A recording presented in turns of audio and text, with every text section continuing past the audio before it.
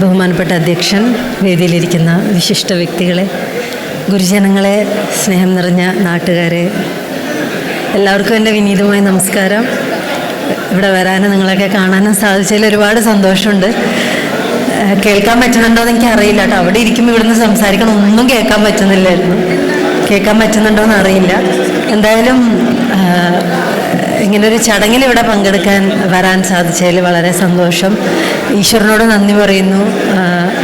10ാം ക്ലാസ്സിലും 12ാം ക്ലാസ്സിലൊക്കെ ഉയർന്ന മാർക്ക് വാങ്ങിച്ചിട്ടുള്ള കുട്ടികളെ അനുമോദിക്കുന്ന ഒരു ചടങ്ങിൽ അതിൻ്റെ ഭാഗമാവാൻ സാധിച്ചതിൽ വളരെ സന്തോഷം. ഇത് എന്താ പറയുക, ഞാൻ വളരെ അപൂർവം മാത്രം ഫംഗ്ഷനിലൊക്കെ പോകുന്ന ഒരാളാണ്. പക്ഷെ ഇന്നിവിടെ വരാനുള്ള ഒരു പ്രധാനപ്പെട്ട കാരണം എന്ന് പറയുന്നത് ഈ ട്രസ്റ്റിൻ്റെ ചെയർമാൻ തന്നെയാണ്. സാലിക്ക, അദ്ദേഹത്തിൻ്റെ കുടുംബം എന്ന് പറയുന്നത് ഞങ്ങളുടെ കുടുംബം തന്നെയാണത്. അപ്പോൾ ഒരു ഫംഗ്ഷന് വേണ്ടി അങ്ങനെ വിളിക്കുമ്പോൾ ഒരിക്കലും അതിന് നോ പറയാൻ പറ്റില്ല. അദ്ദേഹത്തിൻ്റെ ഈ നാട്ടുകാരനെ നിങ്ങളുടെ അടുത്ത് ഞാൻ അദ്ദേഹത്തിനെ കുറിച്ച് കൂടുതൽ പറയേണ്ട ആവശ്യമില്ല എന്നറിയാം.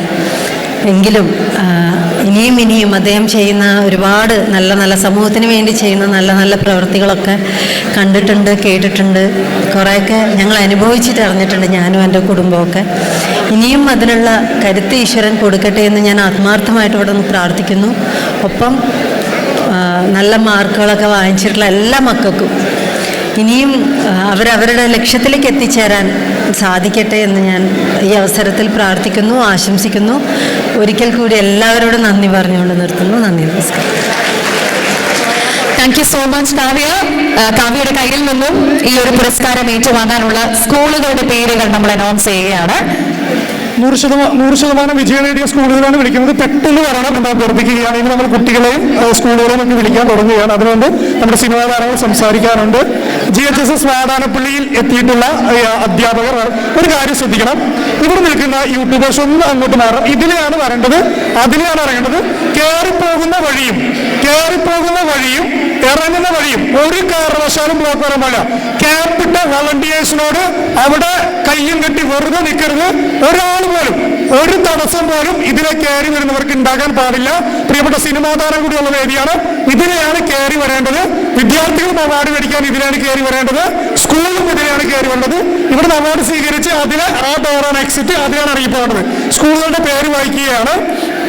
GHSS Vadanappally, Lemer English school, അതുപോലെ തന്നെ HSS Chandrapiri, VPM SNDP HSS കഴിയുമ്പോൾ, VPM SNDP HSS എയ്ഡഡ്, അതുപോലെ തന്നെ Valappad government school, Alkasa public school. ഇത്രയും സ്കൂളുകളാണ് ലിസ്റ്റിൽ രജിസ്റ്റർ ചെയ്തിട്ടുള്ളത്. ഇത് അല്ലാതെ ഇവിടെ ഏതെങ്കിലും സ്കൂൾ 100% വിജയം നേടിയിട്ടുണ്ടെങ്കിൽ അവരുടെ പ്രതിനിധികൾ ഇതിലേക്ക് വരണം. പക്ഷെ ഒരു കാര്യമുണ്ട്, വളരെ പെട്ടെന്ന് വരേണ്ടതാണ്. വേറെ ആരും എഴുന്നേക്കേണ്ടതില്ല. യൂട്യൂബേഴ്സ് ഒരിക്കൽ കൂടി പറയുന്നു, ഒരു കാരണവശാലും ഇവിടെ ബ്ലോക്ക് ഉണ്ടാക്കരുത്, അവിടെയും ബ്ലോക്ക് ഉണ്ടാക്കരുത്. അവിടെ ബ്ലോക്ക് കാണുന്നുണ്ട്, ഒരു കാരണവശാലും അവിടെ ബ്ലോക്ക് വരാൻ പാടുള്ളതല്ല.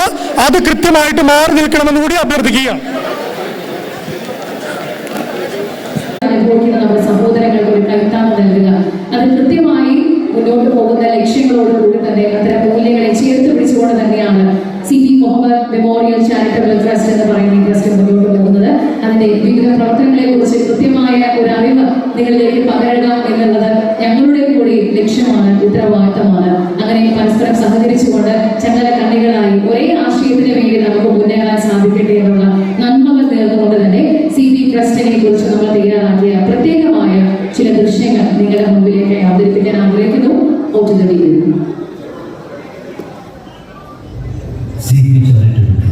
കേരളത്തിൽ സാമൂഹിക സേവന രംഗത്ത് പ്രശസ്തി ആർജിച്ച ഒരു സന്നദ്ധ സംഘടനയാണ്.